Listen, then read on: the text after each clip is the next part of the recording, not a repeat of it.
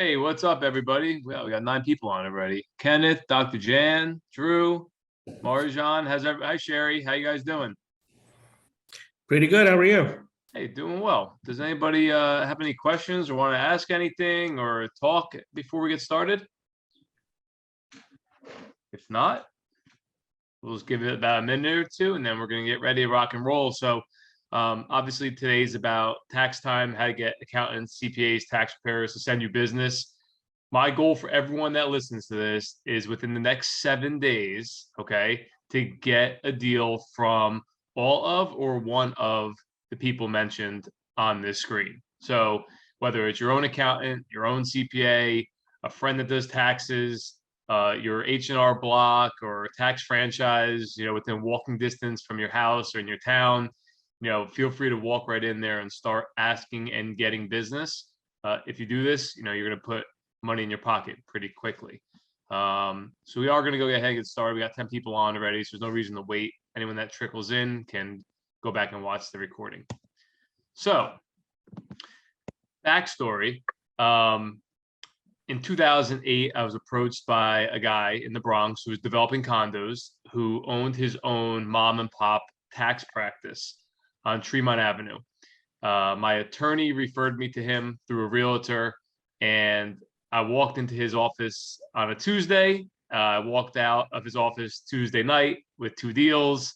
From there, we opened up a Remax franchise and 2 Liberty Tax franchises together, all as ways of funneling in business to myself in the mortgage business.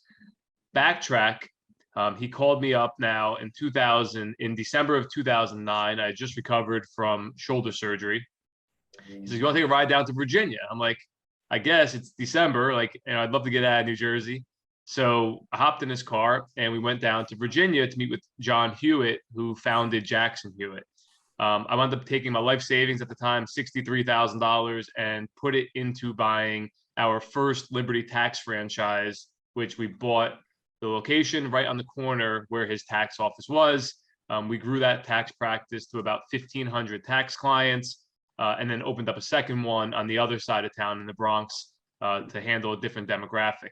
So this is where my strategy comes from on this. So when I tell you exactly what I did and the implementation that I put into place with my own tax office, which I sold in 2014, I believe, gives you a hands-on approach of what actually works. So if you do this, it works. You just need to know what to ask for.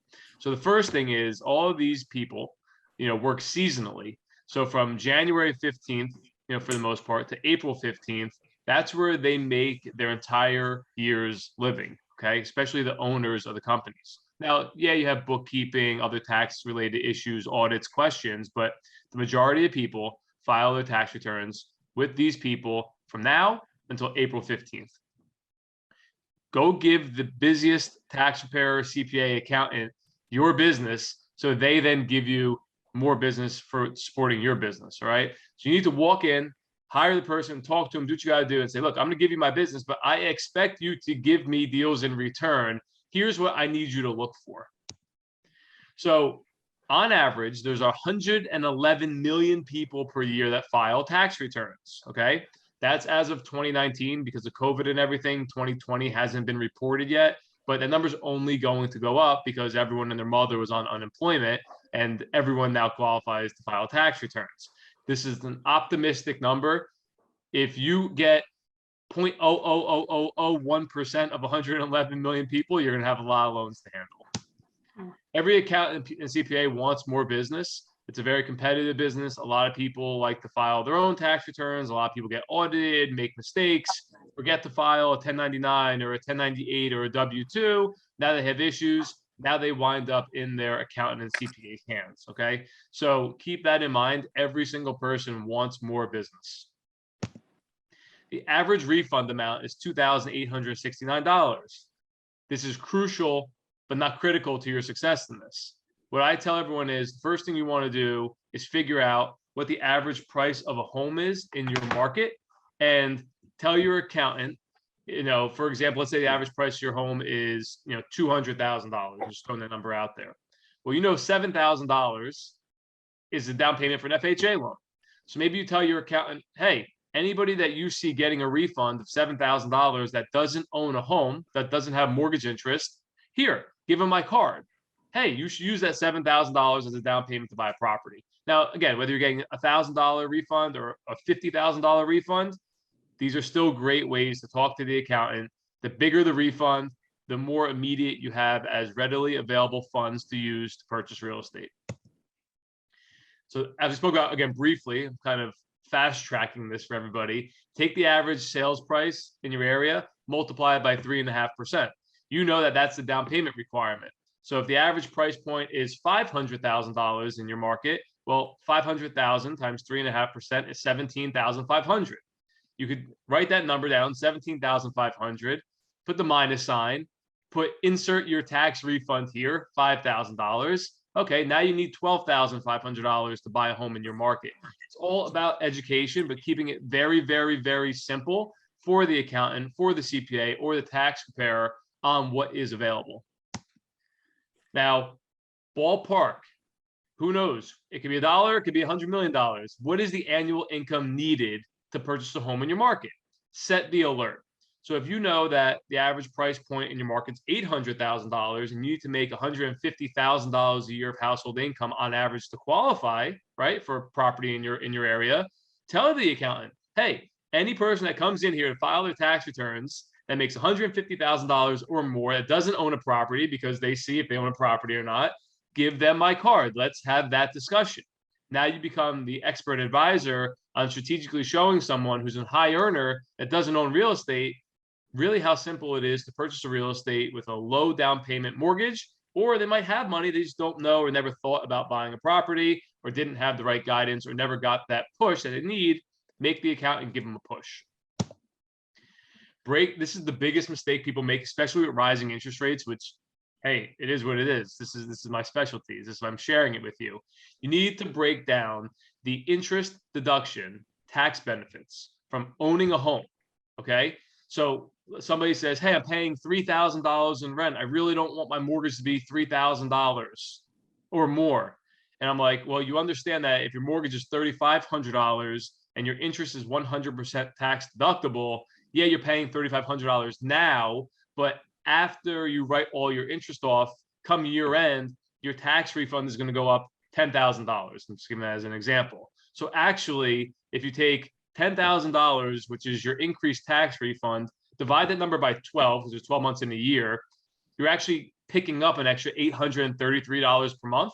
So I understand your payment's $3,500 now, but if you subtract the $833 per month that you're saving come year end, you're actually saving $267 or $233, whatever that comes out to net at the end of the day.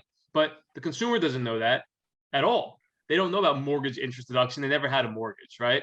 So even though you're paying $3,500 in a mortgage, that can equate to a $2,750 a month rent payment. So if you can afford a $3,000 rent payment, you can afford a $3,500 a month mortgage payment after it's all said and done. But you need to be the expert and show them on paper the breakdown. And that's where you work hand in hand with the accountant to show them exactly what their proposed tax deduction would benefit them by. The Schedule E. If you guys ever wanted the biggest trick in mortgages, look at someone's Schedule E. That tells everything. It tells what property they own, what rental income they claim, whether they're losing money, what they have the property rented out for. So if you tell your accountant, hey, anyone that has a Schedule E for real estate, give them my number. Because people who own real estate usually want to eventually buy more real estate or cash out on their real estate owned. Maybe they want to consolidate debt. Maybe they just want advice on buying a new property. But it's like real estate's like tattoos. You can't just get one or two tattoos. You always want to keep adding to it, right? So think of real estate as like a tattoo sleeve where you have 2 or 3. Now you want to add 4, 5, 6. Well, the Schedule E tells you who's got those tattoos and who's more likely to get and want more tattoos. But it takes you taking the initiative to doing that. You need to create cash out refinances to help people expand their real estate portfolio. Leverage.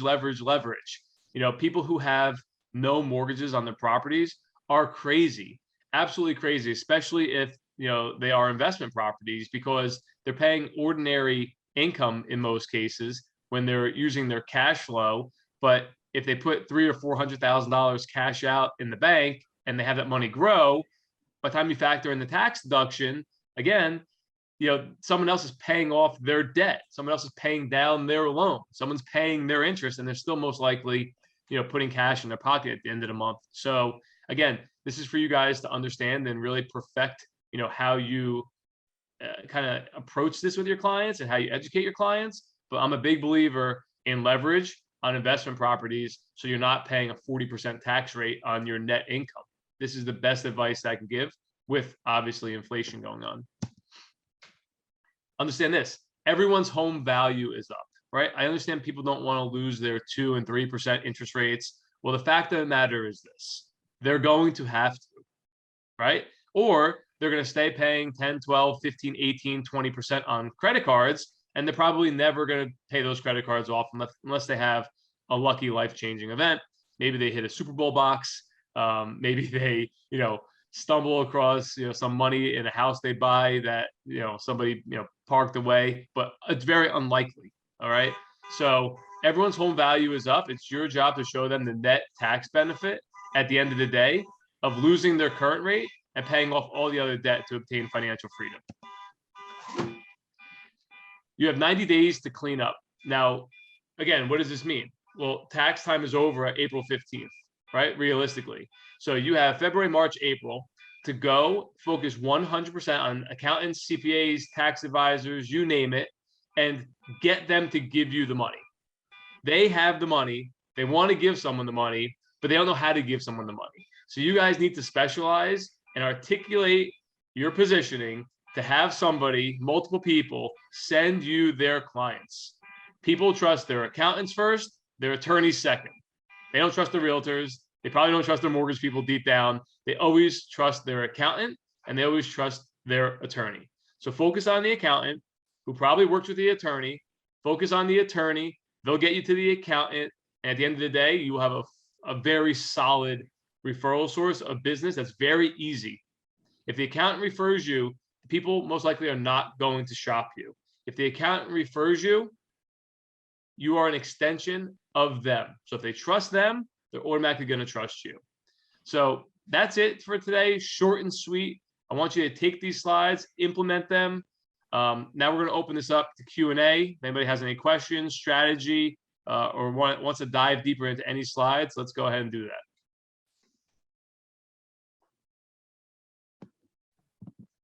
Okay, we're up to 19 people. So who wants to start? Jeff, how you doing? Mike Young here. Hey, Mike Young, welcome back, man. I thought you made a couple $1 million and forgot about us, man. Haven't seen you in a couple weeks. I wish. I had a birthday pop up last Wednesday, so my wife took me out. So I wasn't around for it. Thank you. Your birthday? Turned 100 years old. Happy birthday, man. Yeah, 100 more ahead of you. I appreciate it. What's going on? When we're talking about CPAs and accountants and going to them, what is it that makes it an easy icebreaker? What are we bringing to them? I don't at my beck and call have clients looking for CPAs. So that's what you think, because most people, first-time home buyers, file their own tax returns, so they only have a W-2 in most cases. So I tell every single first-time home buyer, when you buy a home, you need an accountant to help you maximize your tax deductions, especially if you're buying or plan on buying more properties in the future. So you walk in and say, hey, I'm Mike. I've been in the restaurant business or hospitality for many years. I know a lot of people. I'm now in mortgages. I want you to be the person I refer to my clients on their first home purchase. So as soon as they close on their deal the day after, I'm going to refer them to you. And then it's your job to obviously do right by them. But I'm going to refer you every single person that I close a deal for that has never bought a property. Gotcha.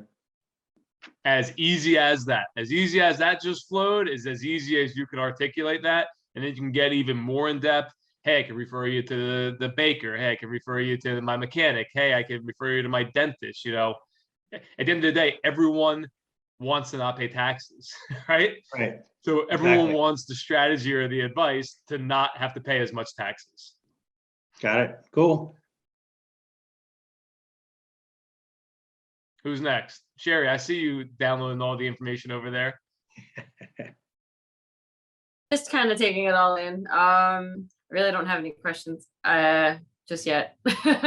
Just call it's breaking chops, calling you out. 'Cause I have to do that. Let's see. I'm gonna have to really start calling people out now. I see people leaving as I start to call people out.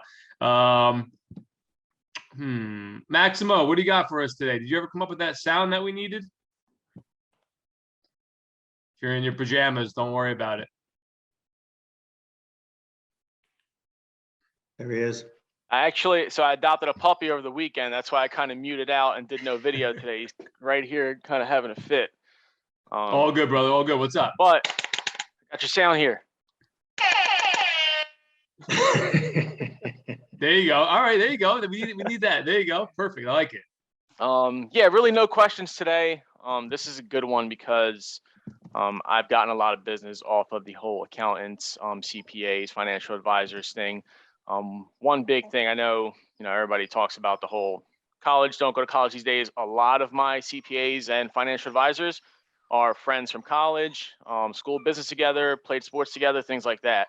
I can think of at least 5 accountants alone that I could call right now and kind of speak with them about the business, especially this time of year. I know they're busy, so I kind of start by, sending them a little something. I send each of them dinner, things like that during this time of year, and just kind of work it that way. And by April, May, got a lot of first-time buyers in my hand. Guys, that's another really great tip, and thanks for bringing that up. You know that they're swamped, they're working late hours. Maybe just call them up and say, hey, like, you want to grab a lunch or a quick bite on me? Let me take you out, let me get you out of the office for a breath of fresh air. I mean, that will go a long way because they're gonna be sitting there. Oh, hey, by the way, what do you do? Boom, you jump on that immediately. And I think that is what this business is and always will be about as technology begins to creep in. Technology can't call up your accountant. Quicken Loans is not calling up your accountant, take him out to dinner on a Tuesday night. You know what I mean? But that accountant's then going to push every single person humanly possible to you just because you got them out of the office. So that's very powerful, Max. Thanks for sharing that. Yep, sphere of influence. Go in that phone book in your cell phone. More accountants and financial advisors than you think. I promise. Melanie, welcome back today. I know you left us. You got a deal a couple weeks ago, and then you disappeared on us. You and Mike Young must be on the same boat. No, I had a busy week. I actually forgot and the time just went by. So I'm like, oh my God. So I'm just teasing you, I'm just teasing you. But I said I had to make it this week because the first time I came, it was it was very informational for me. So, but I don't have any questions. I used to do taxes a while ago, and so I kind of connected with a few people as far as mortgages and using their tax money to purchase homes. So this is a great idea. It does work. You just have to stay at it and get as many people as far as tax preparers as you can, but it does work. Yeah, and again, that's the thing, right? Like, buy them lunch, they're in an office, walk in, they can't go anywhere, right? So if you walk into an H&R Block or a tax franchise, like, these are employees, right?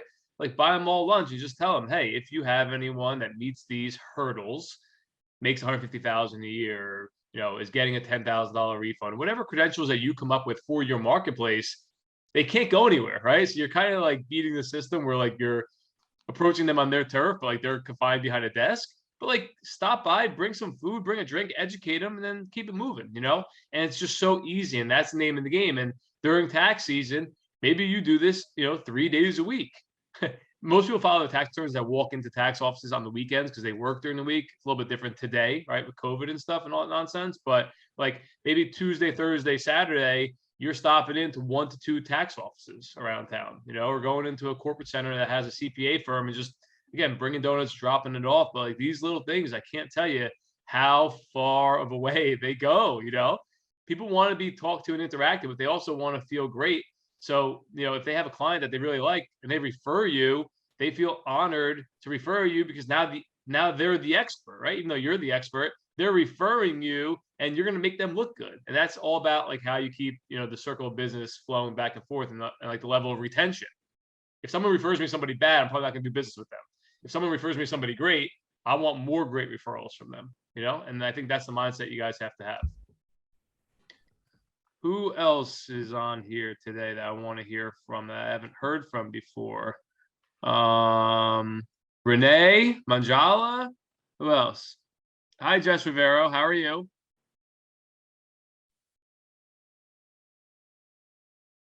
Hi Cecilia, there. how Yeah, are no, you?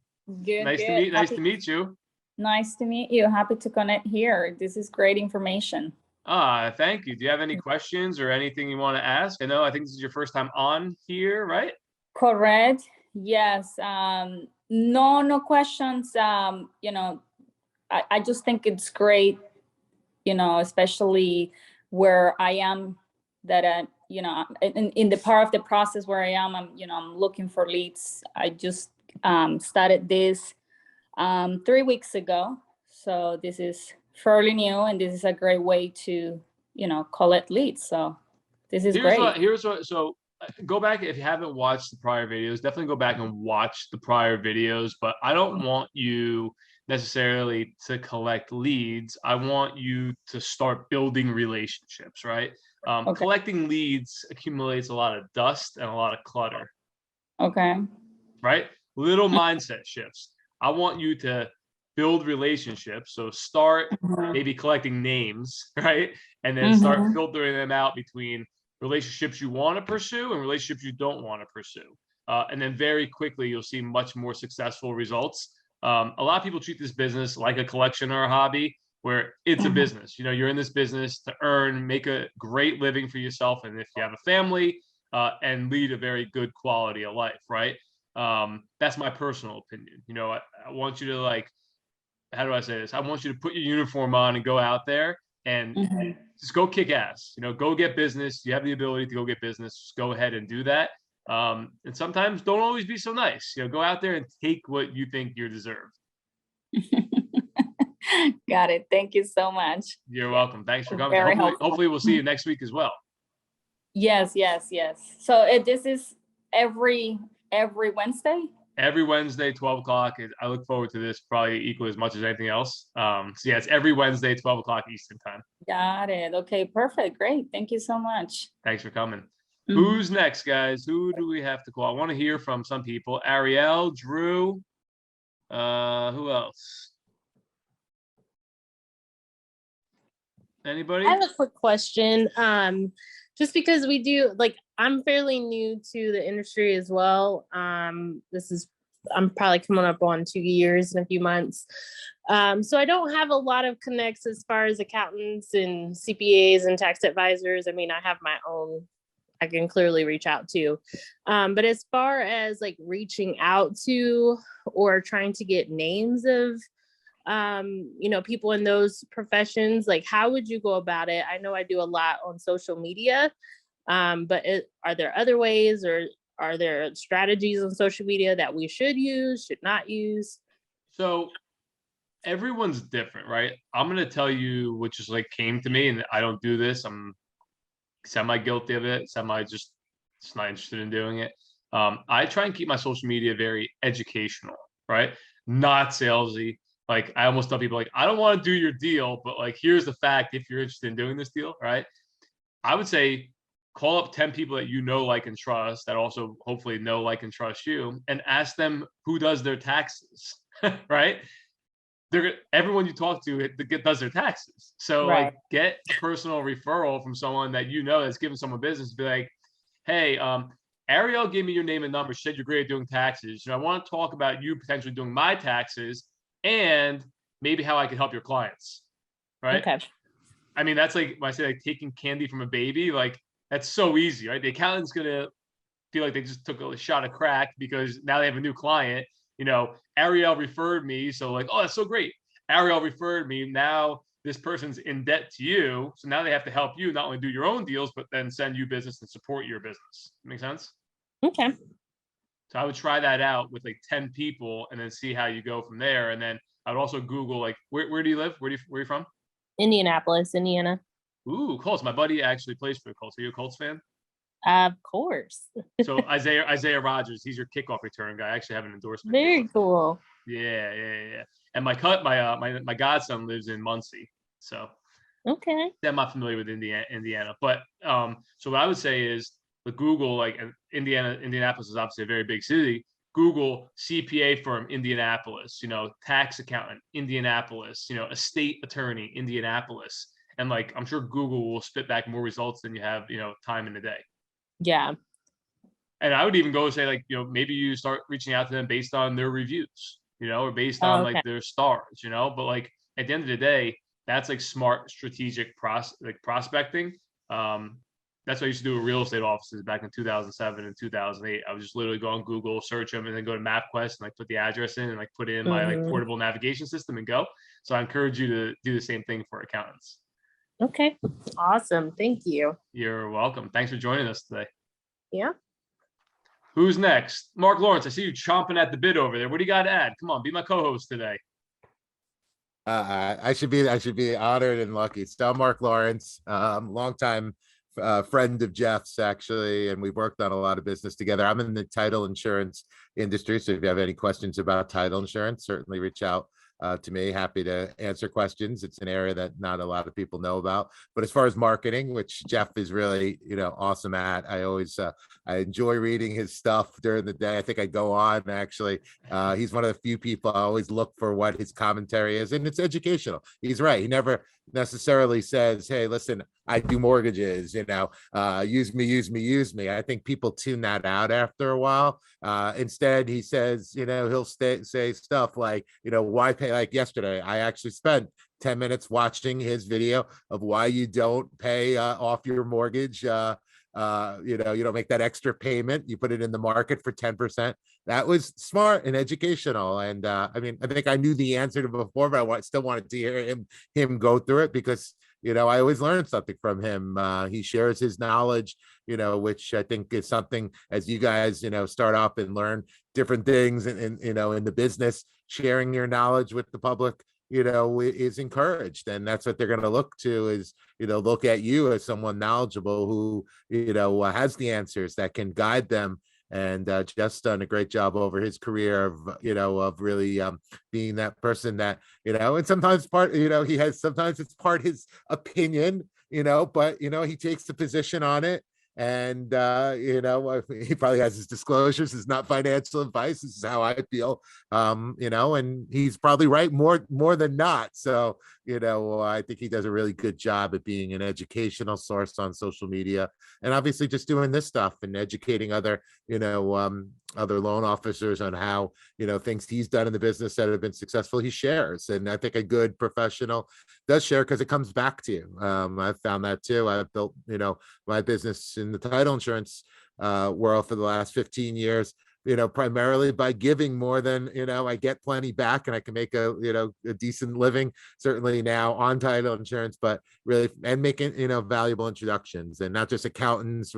I know you're talking about too, financial advisors. I would say you could find a Merrill Lynch advisor or a Wells Fargo advisor. If you walk down the street, you'll bump into 5 of them, Morgan Stanley, etc. They also have, they're hooked in with their clients as far as financial information. Financial advisor I know has probably over the, on average gives me 25, refis a year that he refers to, a loan officer or a couple of loan officers to price. And he says, use my friend Mark for title insurance.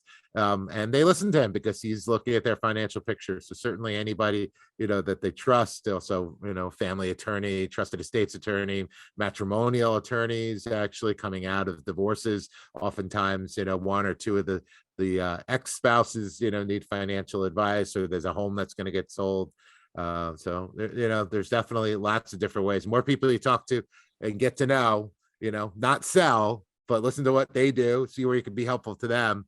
You give more, you get more back. Definitely. Guys, for anybody that is looking for a title insurance company, Mark is a pleasure to work with. His back end operations is a pleasure to work with. The technology that they've implemented from a speed standpoint is tremendous. Feel free to reach out. Mark, just post your email inside the chat.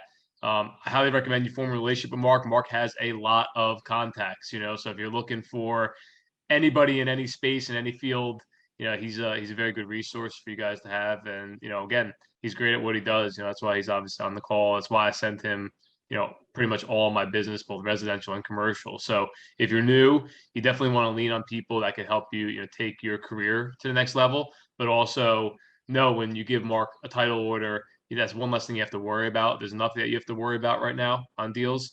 So title insurance shouldn't be one of them. And communication and solving problems is probably their number one specialty. So definitely reach out if you guys have that interest or need. Anybody else?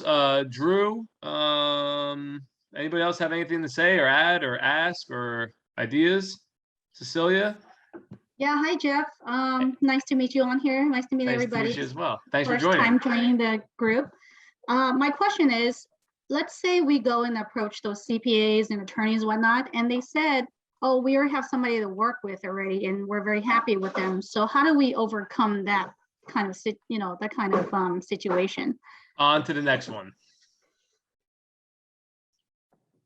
Very quickly, or look at this. Maybe they don't, maybe they're building a wall. Maybe they're testing you to see really how bad you want a relationship with them, right? Mm-hmm. It all depends. Or, hey, you know what? Keep me as a backup option and just keep showing up there. This business is all about persistency and consistency. So be persistent, be consistent, and timing is very critical as well, right? They might not need you today, but they might need you tomorrow. They might not need you this year per se, but maybe next year they have dreams of going out on their own. And you know what? They remember you coming in there every time. And now when they go out on their own or have their own CPA form or become partner and actually have a say and influence, now maybe they bring you on their dream team. Okay, and then for the attorneys, do you recommend contacting like divorce attorneys or, any recommendation to the attorneys? Yeah, I mean, look, so I'm a big believer that you should know all of, if not the majority of the real estate attorneys in your marketplace in particular. There are also tax attorneys. Tax attorneys usually deal with more severe tax issues and clients, right? Which are great to use because, again, most likely people can, pay off their tax liabilities with the cash out refinance of their home or their assets, right? So just the more people that are in that place. This business right now, obviously, we all know rates are up, but it's more so about problem solving. So you got to figure out where are there going to be problems, right? Employment, unemployment, self-employed, entrepreneurs, losses due to COVID, PPP loans, all this crazy stuff. So go to the people that are probably dealing with problematic clients because they're looking for a resource to help them, solve their clients' problems. So I think that's a good approach. Okay, thank you. You're welcome. Thanks for joining us today. Anybody else? Mike Young, you got anything for us? No, nothing at this time. I'm just soaking it all in. Listen, just go out there and be yourself and go out there and get it. I told you my money's on you the first day we spoke, and just go do it. That's it. Go do it. I appreciate it. My money's still on me. I just have to, every day I have to wake up and say, just be patient, just keep going. It's all you can do. Look, again, it's momentum, right? Just keep going. That's all you can do. My 11-year-old daughter said, just keep swimming, Daddy. Sometimes kids know a lot more than we know. They simplify everything. Yeah. I'm finding that patience is a virtue in this business. I had a lot of phone calls and a lot of people fill out applications, but for one reason or another, things would fall through, and it's hard to take, but it's good practice, knowing that there's a lot of people that are flakes out there, and a lot of people don't have their act together, and a lot of people don't have this as their priority. So you just have to brush it off and move on. And that's what I have to learn is just, hey, even if I don't have a deal, I learn from the people and I can use it toward the next deal. And again, look, you got to be that flag in the ground. You got to be that constant while everyone else is orbiting around you at their own pace and liking. You need to be where you need to be, where people know they can find you when and if they need you. Right. But proud of you, Mike. Keep it up. All right, guys. If you guys have anything else, feel free to reach out. I hope everyone watches all of the prior Zoom at Noons. They all kind of, tell a story and lead, properly into the market and hopefully keep people ahead of what's going on. Next week is all going to be about interest rates and loan pricing in particular. How much should you be making? How do you do a deal and not make any money? How do you do a deal, make money? More of a strategy behind how you price your loans and the compensation that you should be due towards. So hopefully everyone found value from today. I look forward to seeing everybody next week. If anybody needs anything, feel free to reach out. Thanks, Jeff. You're welcome, guys.